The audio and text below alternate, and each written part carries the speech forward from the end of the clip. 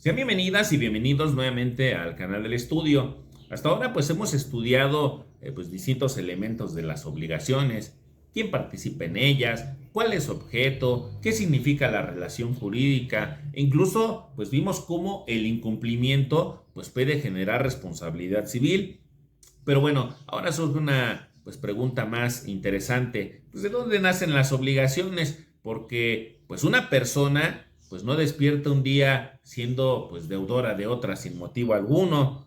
Pues debe de existir una fuente capaz de originar ese vínculo jurídico. Y una de las fuentes más importantes pues de las obligaciones pues, es precisamente el contrato. Cuando escuchamos la palabra contrato, pues muchas veces pensamos inmediatamente en firmas, en documentos extensos, en cláusulas difíciles. Sin embargo, pues bueno, jurídicamente el contrato pues es algo más amplio, porque puede entenderse como un acto jurídico bilateral constituido por un acuerdo de voluntades entre dos o más personas, pues bueno, capaz de producir pues consecuencias jurídicas reconocidas por el derecho, como la creación o transmisión de derechos y obligaciones. Eso significa que el contrato pues no solo refleja acuerdos, también tiene la capacidad para poder generar efectos jurídicos que modifican pues una situación para las personas que participan en él. Y aquí conviene detenernos en una idea importante. El elemento central del contrato pues es el acuerdo de voluntades, porque normalmente para que exista un contrato pues deben coincidir voluntades orientadas hacia determinados efectos jurídicos. Pensemos en ejemplos sencillos. Una persona desea vender y otra desea comprar. Una persona desea prestar dinero y otra desea recibirlo. Cuando esas voluntades coinciden bajo reconocimiento jurídico, pues puede surgir un contrato y con él, pues nuevas obligaciones. Sin embargo, el contrato posee otra característica interesante, porque pues no solamente genera derechos y obligaciones. Algunos autores pues sostienen que además pues que presenta una naturaleza semejante como a una norma jurídica individualizada. O sea, dicho más sencillo, funciona como una regla concreta para quienes decidieron voluntariamente obligarse.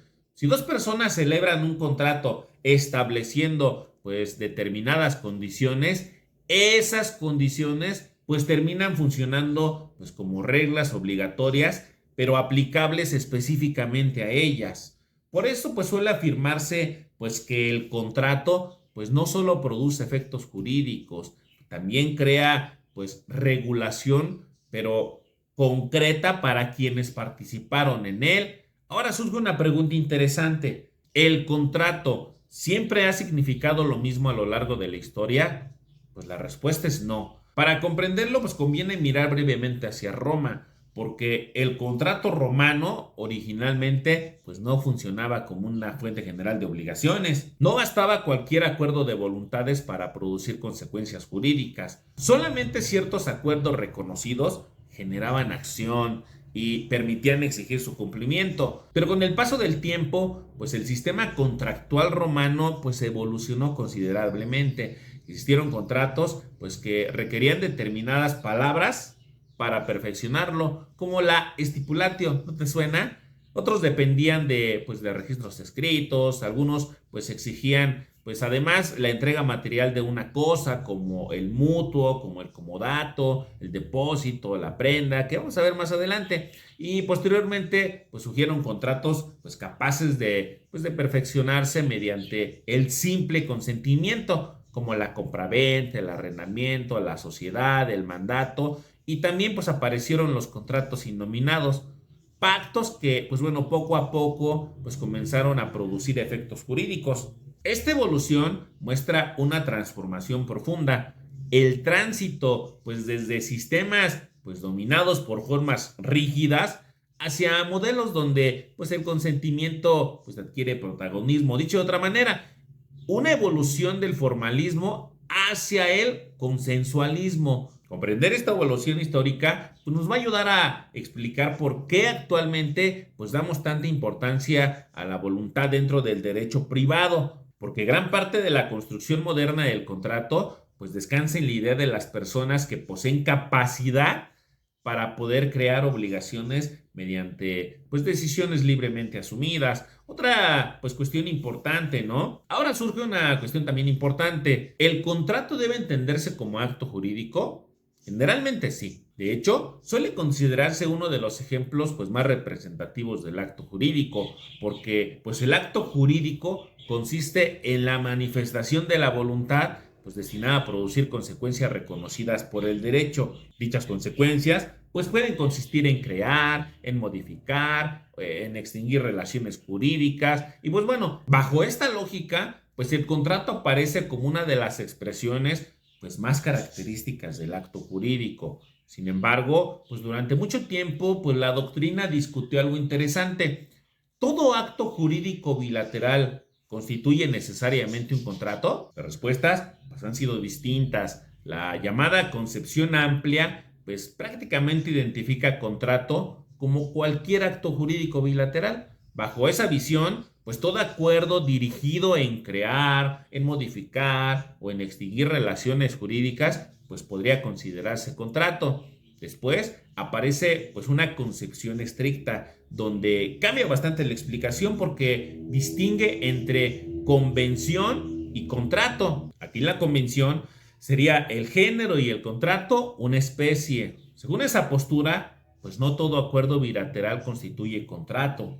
El contrato se relaciona principalmente con creación y transmisión de obligaciones patrimoniales. También surge una concepción intermedia según la cual pues el contrato no solamente sirve para crear obligaciones, sino además también sirve para modificarlas o extinguirlas. Finalmente pues aparece pues una postura más reciente pues que limita todavía pues más este concepto y pues bueno, considera relevante la existencia de intereses contrapuestos entre las partes. Más allá de las diferencias pues doctrinales, pues conviene conservar una idea sencilla. El contrato pues implica acuerdo de voluntades destinado a producir consecuencias jurídicas pues que son reconocidas por el derecho. Ahora llegamos a uno de los temas pues más importantes de este video, la autonomía de la voluntad. Durante mucho tiempo pues predominó una idea muy fuerte: el individuo nace libre y precisamente por ser libre pues debe poder obligarse mediante contratos pues celebrados voluntariamente. Bajo esa visión pues surgió pues enorme confianza en la libertad contractual. Se pensaba que pues si dos personas aceptaban libremente pues determinadas condiciones, pues el resultado necesariamente iba a ser justo, porque pues nadie aceptaría voluntariamente pues algo que le perjudicara a sí mismo, ¿no? Y pues bueno, de aquí nace la llamada autonomía de la voluntad, entendida como reconocimiento a las personas para poder crear contratos y pues bueno, asumir obligaciones mediante decisiones propias. Durante mucho tiempo esta explicación pues tuvo enorme influencia, pero posteriormente pues comenzaron a aparecer críticas porque la realidad nos mostró algo pues bastante evidente. Las personas no siempre negocian desde posiciones iguales, porque no poseen el mismo poder económico, el mismo poder social o informativo, y cuando existen desigualdades profundas, la aparente libertad pues puede convertirse en una ventaja para una parte y desventaja para la otra. Pensemos en relaciones laborales, créditos, arrendamientos o contratos pues donde una persona pues necesita aceptar condiciones impuestas por alguien con mayor poder económico.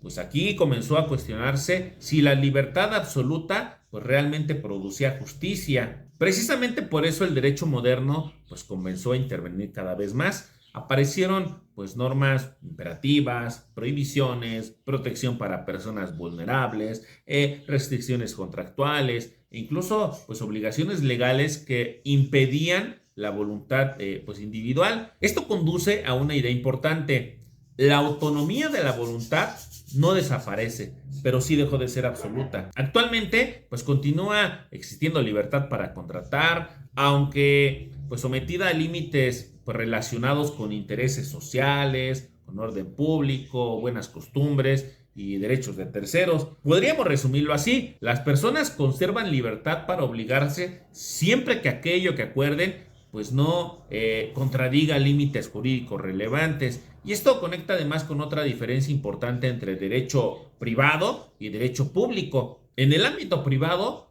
pues suele predominar una lógica semejante a esta: lo que no está prohibido, pues está permitido.